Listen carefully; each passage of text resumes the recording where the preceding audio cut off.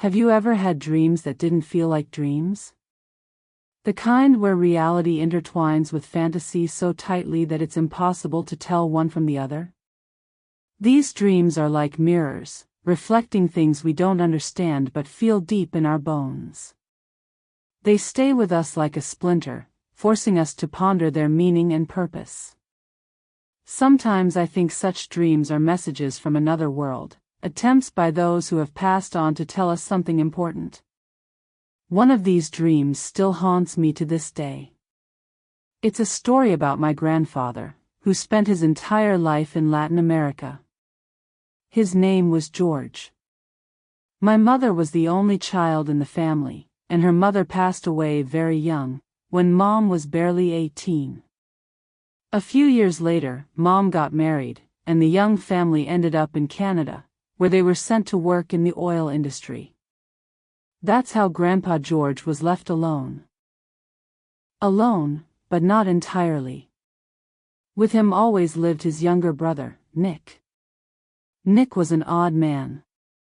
As a child, doctors might have diagnosed him with autism or another disorder, but back then, no one cared about such things.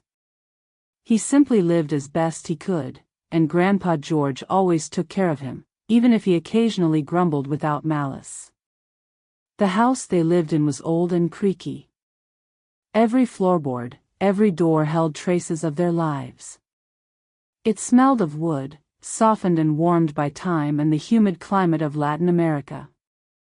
In the backyard grew banana trees, and at night you could hear the cries of exotic birds and the chirping of insects. This house was a living being, breathing along with its inhabitants. Every summer we tried to visit Grandpa in Latin America, but it didn't always work out. Just before his death, I saw him standing by the gate. He stared into the distance, as if hoping to see us, his grandchildren, but never did. And then the dreams began.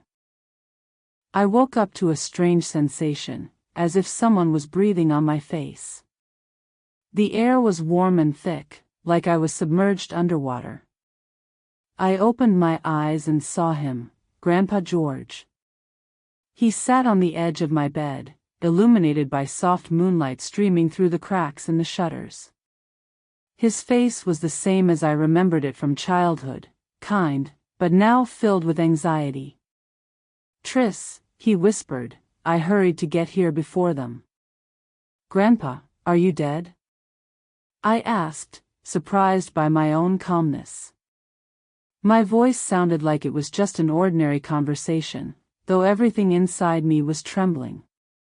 He nodded and pointed to the veranda door. From there came faint sounds that quickly grew into a hum. It sounded like the roar of a distant waterfall, but it grew louder, filling the entire room.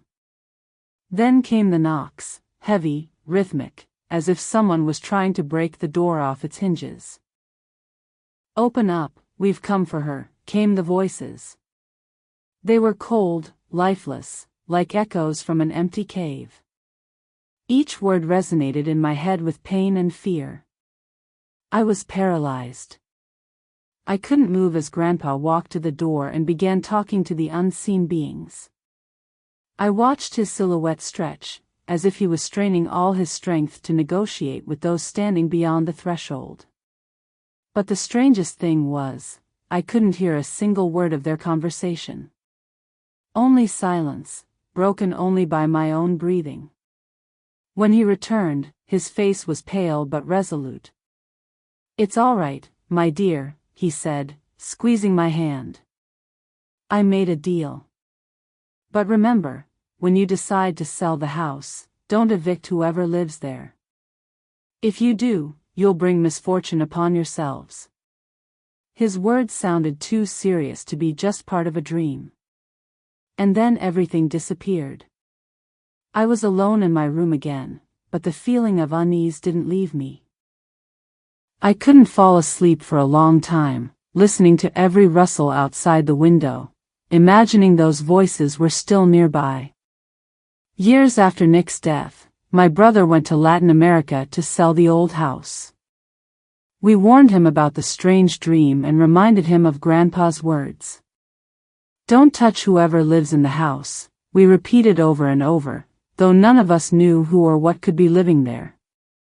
When he arrived, the house was empty. No sign of any occupants. But something felt strange. The floors were covered with a thin layer of dust, but in some places, there were footprints, as if someone had walked there very recently. On the wall in the living room, he noticed scratches, as if someone had been trying to escape from inside. And at night, he heard footsteps in the attic. My brother decided to check what was going on. Armed with a flashlight, he climbed up the creaky stairs.